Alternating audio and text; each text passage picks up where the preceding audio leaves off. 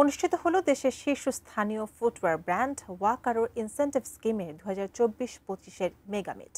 এই স্কিমে 9,000 জনেরও বেশি খুচরা বিক্রেতা অংশগ্রহণ করেন এবং শীর্ষস্থানীয় পারফর্মাররা পুরস্কার এবং বিশেষ স্বীকৃতিতে ভূষিত হন।